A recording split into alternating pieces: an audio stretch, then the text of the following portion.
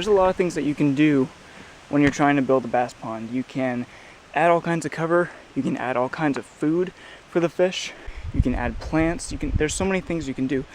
But how do you know if your fish are actually growing? There's a lot of ways to tell if your fish are growing or not. I'm going to mess around with one today. I'm going to do a little experimentation to see how it works. What I'm going to need is this. I made this, you can see it in a previous video. It's just a portable live well. I'm not actually going to be using the aeration too much here. I'm just going to use it to hold the fish temporarily. And I've got all this stuff here. So pliers, something you always need while you're fishing. Lip grippers to be a little safer and more secure for the fish. A scale. Tape measure. This thing, which we're going to talk about later. And a pen and paper. So what I've done here is I've basically taken, this is literally a clothing tagging gun. It's used for putting these little plastic tags in clothing.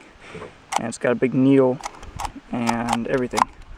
And basically, we're going to put it bluntly, we're basically going to do the exact same thing to fish that you do to clothing. Except what I've done is I've taken some shrink tubing here, numbered it. This is upside down, it's going to be 001. And we're going to number the fish and then write all the measurements. We're going to take length and weight measurements. I'm sorry about the wind, by the way, it's absolutely horrendous today. So it's pretty simple. What I've done is I've taken the tags and actually cut like a taper to them here, so I'll try to show you there. And that's going to allow the shrink tubing to slide over them. And then you can trim the ends back too, so it won't catch on things while the fish is moving through cover and whatnot. So let's get started. I'm going to try to tag at least 5 fish today. We'll see. And let's see how it works.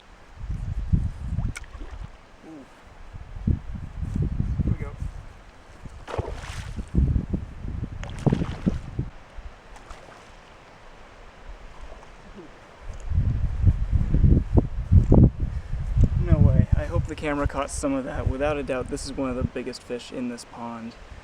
That's awesome. We're gonna, wow, look at that hook too. Right in the corner of the mouth. Perfect on a little tiny wacky worm. Anyways, we're gonna keep this guy wet and get everything, all our measurements and everything really quickly, and then get him back in the water. Make sure our surface is wet so that doesn't hurt the fish. 17 on the dot. Okay, 3 1/4. Now for the hard part. There we go. So I went right between the 2 fins there. Seems to be holding okay. Make sure that's one as one, and we're gonna let her go. So let's let this beautiful girl go. Make sure she's doing all right. Oh yeah, she's doing fine. Nice. That was a great one to be number 1. I wasn't actually expecting that fish to bite. There's a bunch of little ones out here that, these are the ones I really want to monitor. But it's good that I could get a tag in that one. So I kind of know who's who now. But let's try to catch some of these little guys. These are what I was actually casting to. But that fish scared them all away and took the bait. So this one right here, this is a little bit more like what I was worried about getting measurements on. 7 1/2. This one's going to be like 1/10 of a pound.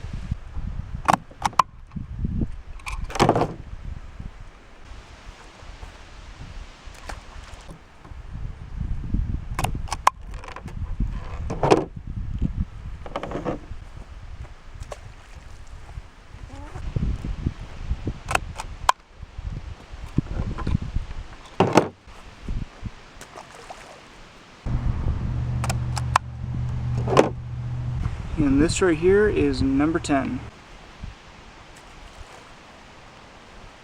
So, why tag fish? Well, as you see here, actually, I'm gonna get in some better light here.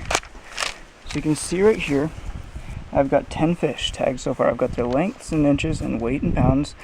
All these little ones the weights were too small for my scale to measure, and really it's inconsequential anyways to that number. Really, when there's a fish that small, I'm worried about the length of the fish. But basically what happens is I've got fish now with tags with these numbers on them. When I catch these fish again in a month or a year's time or whatever it is, I will be able to do a new recording and see, therefore, how the fish have progressed. So this is just one way you can monitor your fish progress in a pond. I hope you found this video informative and interesting. I'm currently walking through a forest right now because of all the wind that's been kind of plaguing my video today. So I apologize for that wind noise. But anyways, I hope you guys enjoyed this video. If you found it informative, leave a like and a comment. I really appreciate it. If you haven't subscribed already, make sure to subscribe to my channel and make sure you hit the bell icon so you're notified when I upload new videos. And check out some of my other videos. This video right here is part of a ongoing series about building a bass pond. It's not particularly my expertise, but I am sharing with you my experiences in my first time building and managing a bass pond. So thank you guys so much for watching, and I will see you in the next video.